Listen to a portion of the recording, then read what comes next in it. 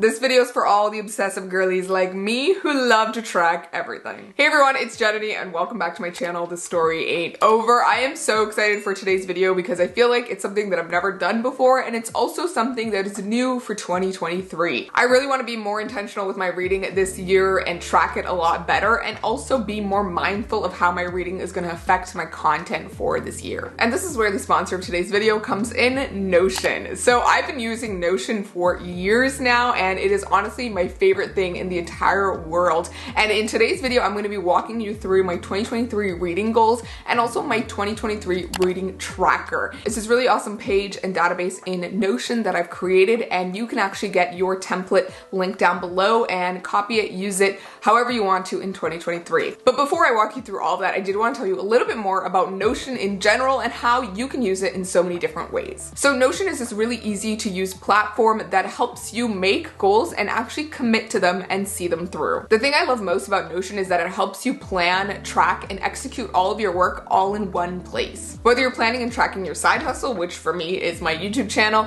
or you're just tracking some sort of goal that you are working towards throughout the year, then this is the perfect place to do that. Notion is also a collaborative space. You can actually share all of your pages out to friends and family and whoever else, and you can also share them as templates for other people in the broader public to use. You can collaborate in real time on Notion, whether you're planning your next big vacation or just working on a group project. Another thing I love about Notion is that it can be so uniquely your own. You can customize it in limitless ways and create a personalized home base that really works for you. I've seen so many beautiful Notion home bases online and some of the aesthetics are just so killer. I personally am someone who is more functional than aesthetic, but I still love the way that I can customize Notion in any way I want. I absolutely love how Notion makes my work so much easier, and it is something that I've been consistently using every day for the past couple years. So if you want to get started planning your new year with Notion, then get started for free using the link in my description. It really helps me out when you guys click those links in my description, and I also just personally love Notion so much,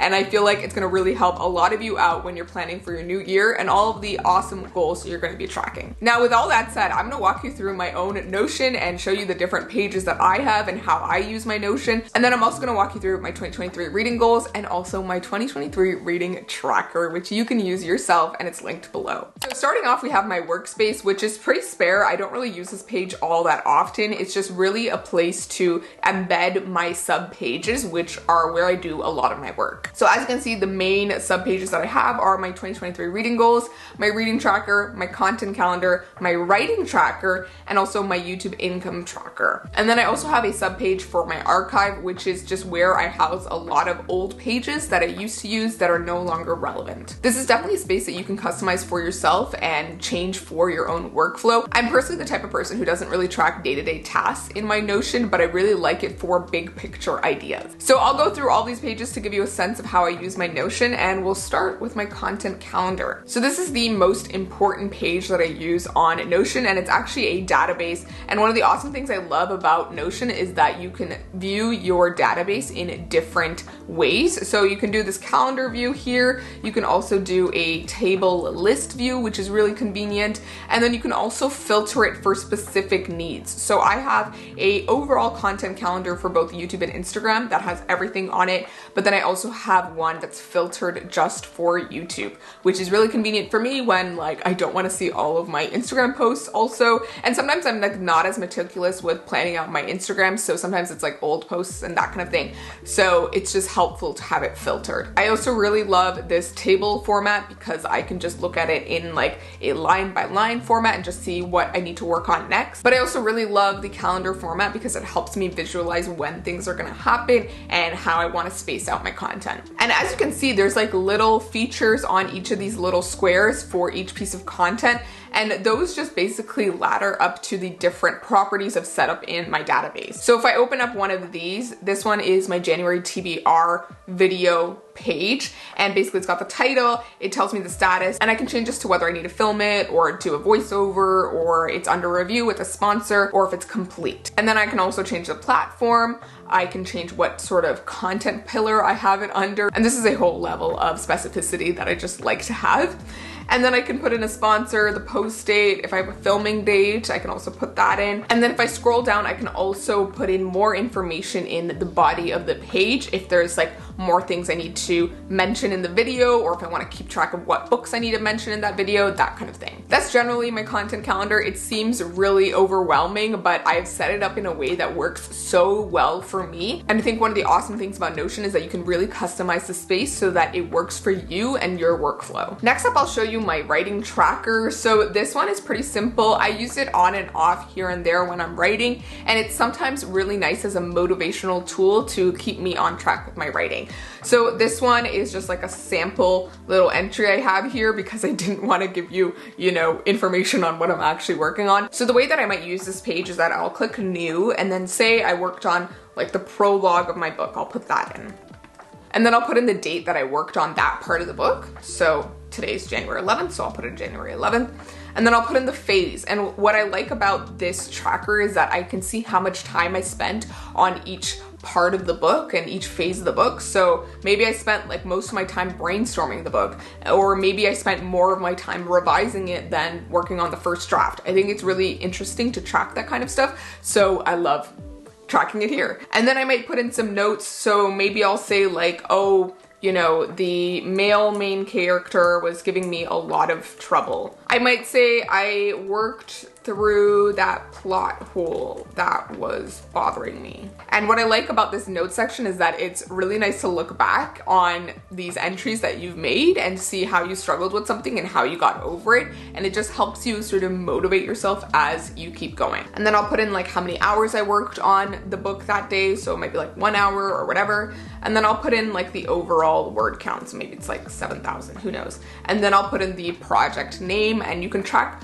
multiple different projects in this writing tracker, and you can just filter the view for a specific project. Okay, now going into my YouTube income tracker. So this is where I track my sponsorships and my AdSense income, and overall how much money I'm making from YouTube and how that will factor into my taxes later and all of that. So this is my 2023 view, and you guys already know about these sponsorships, so I thought I would just keep them on here. So I did a book of the month sponsorship in January, and then I also have this Notion sponsorship so far in January. I obviously didn't put in any of the other entries for later this year because that would be a spoiler, but here they are. So the book of the month one is complete. Notion, I am making the content right now. And then I'll put in the format for that sponsorship. So was it a YouTube sponsorship? Was it an Instagram one? Was it a submission for some other platform? And then I'll put in the date for when this content is due. And then we get into some other parts that I track. So I track my gross income for that sponsorship. I track my agency fee.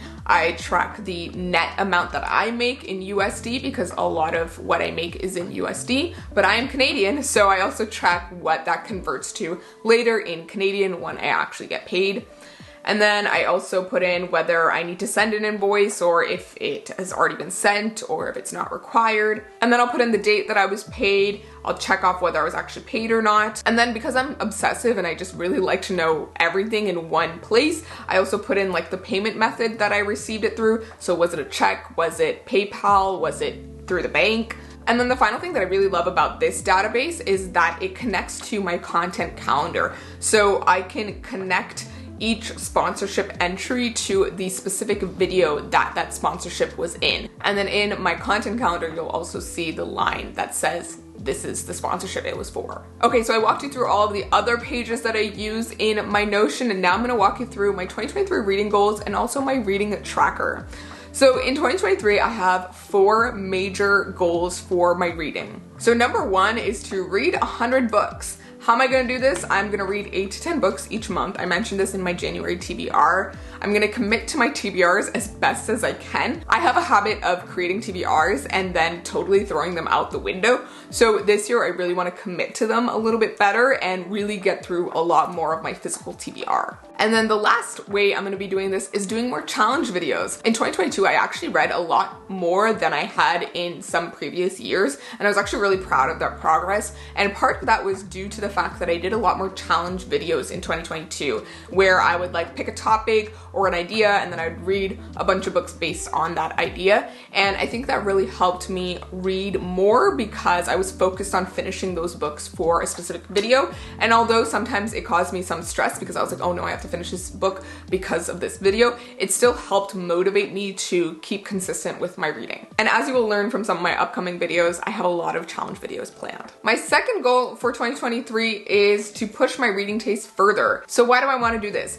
As many of you know, in previous years, I mostly read YA books, young adult books, and in 2022, I did something very different. I started reading a lot more adult books, and majority of the books that I read in 2023 were actually adult books. And I found that after reading all those books, I really enjoyed them, and a lot of them were ones out of my comfort zone. A lot of them were literary fiction books, which I used to never pick up. And so I was honestly just really surprised by how much my reading taste had changed. And 2022 ended up being one of my best reading years ever. I found so many new favorites, and I was just really in love with the books that were in my top 10 books of the year. So my goal with this is just to explore this idea further and see how much more my reading taste has changed. I want to read more recommendations from other people. I want to explore underrated books, and I also want to read from genres that I don't usually pick up. So just like how I didn't usually pick up literary fiction, I want to start picking up more genres that I didn't usually pick up. My third reading goal for 2023 is to read diversely and also encourage others to do so. So as you guys know, I absolutely love reading diversely, and it's one of the things that I think has really enriched my reading life and also my life in general, reading diversely. So I'm planning to continuously curate the books that I read, really read from perspectives different from me. I was doing that in 2022 with my book club called the Read in Color Book Club, and that will be restarting in April. But I think in general, I just tend to gravitate more towards books by authors of color because I'm just interested in those perspectives and I want to hear more of their stories. And as someone who is a person of color and who is South Asian, I grew up with so many books that were only written by white authors, and that was constantly what I was given when I was younger. And it really changed my perspective, I think, and I wish I had more diverse books growing up. And so I think part of me is just making up for that right now and just constantly reading diversely. And I think it just helps, you know, open your perspective up. So one of the things that I'm doing this year, which I started on Instagram and TikTok and YouTube Shorts, you might have seen them, is something called the hashtag Read in Color Challenge. So this is like a riff off my book club, but also just something new. So it's called the Read in Color Challenge. And basically my challenge to all of you is for every book you read by a white author in 2023 to read a book by an author of color. So someone who is Black, Indigenous, person of color. With the Read in Color Challenge, I will be posting weekly book recs of books by authors of color on my Instagram, TikTok, and YouTube Shorts. So it's just the same video that I post across all three platforms. So every week you'll get a new recommendation. So if you're struggling to find a book to read by an author of color to go along with your book that you read by a white author, then go follow me on Instagram and TikTok. My final reading goal for 2023 is to read 12 books by South Asian authors. And this is a goal that's very specific to me. I'm South Asian, and so I just want to connect back to my roots and really read more books with people like me in them. I think that's something that I was very starved of when I was a child, and I want to get into that more. And I've been discovering a few here and there over the past few years, but I don't think I've intentionally, like, specifically sought out South Asian books and read them in a large amount in any year in the previous years, so I want to do that this year. So I arbitrarily picked the number 12 because there's 12 months in the year, so I can read one each month. And I have a sub goal to read 6 books by Sri Lankan or Tamil authors. So as many of you may know, I am South Asian, but I'm specifically Tamil Sri Lankan. My parents are from Sri Lanka, so I want to read more books from that specific background and with like the Tamil background as well, because I think it's a very specific experience as well that I want to just see more in fiction. Alrighty, with all that said, now let me show you my reading tracker for 2023. So my reading tracker is a little bit different from the template that I'll be giving you because some of this is just specific to me as like a content creator and someone who talks about books online, but I'll walk you through mine and then I'll show you a new entry on the template. So this is my reading tracker. I've read a few books this year already, and I believe you may have seen some of these in my last video where I read some booktubers' favorite books of 2022. So Love on the Brain was one of those, and so was Tomorrow and Tomorrow, Crying in H Mart, Daisy Darker, and also Hamnet. When I'm filming this video, I haven't finished that book yet. And so what I'm doing in my reading tracker is basically tracking the specific books of the title, the author, when I started that book, when I finished that book. And one thing I'm liking about using this reading tracker is that it helps me track my reading outside of like an online platform, because with a lot of the challenge videos that I'm hoping to do this year, I want to keep my reading a little secret before the videos come out. And so I don't want to be like posting on Goodreads that I like finished something on this day and then giving you guys a hint of what's coming. So this is a way to like track it away from any prying eyes, but also still keeping in mind like when I started and when I finish it, so I can add that to Goodreads or Storygraph later. Another thing I am doing on my tracker is doing a 1-sentence review, and this is gonna help me later in the year, at the end of the year, when I do the video where I wrap up every book I read in the year. I did this in 2022 and you guys really loved it, where I just summarized every book I read in 1 sentence. So I just basically want to start that work earlier in the year. So as I read each book, I'll put in my 1-sentence review. And then at the end of the year, I'll have this whole list of 1-sentence reviews that I can just read off and regurgitate in that video. The next thing I have is verdict. So this is kind of specific to me, and you can change this on the template when you copy the tracker for yourself. But I've split it into 5 different categories. So not for me, just okay, highly enjoyable, new favorite, and life-changing. I think this is like a general sentiment that I feel about every book that I've read. It's either like not really for me, not one that I enjoyed, it was just okay to me, or it was really enjoyable, or it was a new favorite for me, and then even above that is a book that is like life-changing, one that has like really hit me hard. And then I have star rating, pretty self-explanatory. And then another thing I'm doing is adding a short description of each book, and this is just helpful to remember like what happens in the book, especially when I need to mention it in like a wrap-up or a recommendation video, and I'm like, oh yeah, what was like the actual premise of this book? So adding that in here is really helpful after having read the book. And then I have some more typical things that you might track in a reading tracker. So the genres that you're reading, whether it's like the age category or the specific genre. And I've got different categories here in both fiction and nonfiction. And then I also really like to track formats. So there's 2 ways I'm tracking this, and technically you could split this if you want to when you copy the template. So I like to track the format, whether that's a paperback, ebook, audiobook, and hardcover. And then I also like to track how I got that book. So whether it's a book that I own or I bought, or it's one that I borrowed from the library, whether it's one that was gifted to me by a publisher, or it was an ARC that was sent to me by a publisher. And then the next thing I'm tracking is whether the author is an author of color, and this just helps me know how well I'm doing in the Reading Color Challenge. And then the last thing that's kind of specific to me is the associated TBR and the associated wrap-up. So if I had this specific book on a TBR, then I'll connect it to that video in my content calendar. And then if I read it in a specific month, I'll connect it to that month's wrap-up video in my content calendar. And then the last thing I'm tracking on this tracker is similar books. So I feel like sometimes when I'm reading books, I think about other books that it reminds me of, and then I completely forget what those are. And so I just want to be able to track these somewhere, so that if I'm doing like an if you like this, read this video, then I can give you that recommendation easily. So in the case of In the Dream House, it reminded me of On Earth We're Briefly Gorgeous by Ocean Vuong, and so I put that there. So this is the template reading tracker for you guys to use, so I thought it would be fun to just like fill out one of these with you guys. So let's go. So say I read Kaigei in 2022, so that's the title of the book. I'll put in the author, Vaishnavi Patel, and then I honestly don't remember when I started this book, but it was way back in January of last year. But say I read it this year, so say I started it January 2nd and I finished it January 6th. So obviously Kaigei is one of my favorite books ever, so this one is under life-changing for me, and it's got a 5-star rating. The next thing I would do is short thoughts. So this one is just slightly different from my personal reading tracker. So mine is just the 1-sentence review. You can either do a 1-sentence review, or maybe you just want to do like bullet points. Love this. Wish there was a sequel. And then I've also put short description if you want to track like what this book was about, and so that you don't forget the premise and when you're like recommending it to someone in your real life. So feminist retelling of the Ramayana is a really quick way of describing that book. And then I'd put in the genres. So this one is a fantasy and it's adult. And then this one I read through an ARC actually when I first read it, but say I like wasn't reading it through the ARC, say I read it through the hardcover and also maybe the audiobook.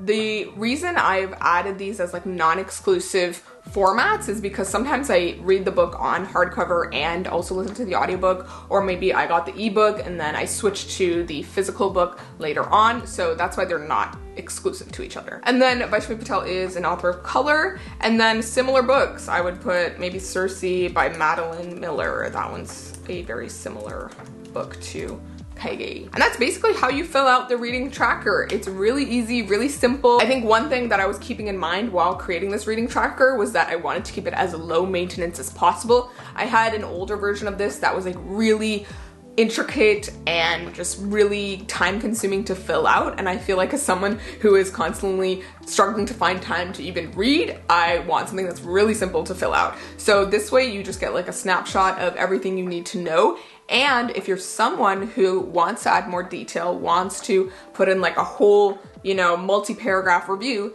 you can actually open up your entry and scroll down, and under the actual page for that entry, you can add in whatever other thoughts you have. And this is a way to add more intricate reviews if you want to track that, but also just keep it high level at a glance if you prefer that. Okay, and with that said, that is my 2023 reading tracker. I am so excited for how this has turned out and how I'm gonna be tracking my reading with Notion this year. And I'm so excited to be able to share this template with you guys so that you can use it and customize it for yourself on Notion. I really honestly love Notion as a platform, and it's something that I use every day myself. So I feel really happy to share more information about it and show you how I use it and just let you know how you might want to use it in 2023. I am definitely a very like obsessive, neurotic person when it comes to organizing things and tracking things. So Notion is just like the perfect platform for me. But even if you are a more casual tracker, I think, you know, something like my reading tracker might work for you. And I hope you can like use it to hit whatever goals you have for your reading in 2023. So all in all, thank you guys so much for watching. I would love to hear from all of you what your reading goals are for 2023. Leave them down below in the comments and let me know if you like my reading tracker, if there's something that you would change about it for your own personal reading tracking. And let me know how you guys use Notion if you already use it. If you use it for something very specific that you track or like a specific project,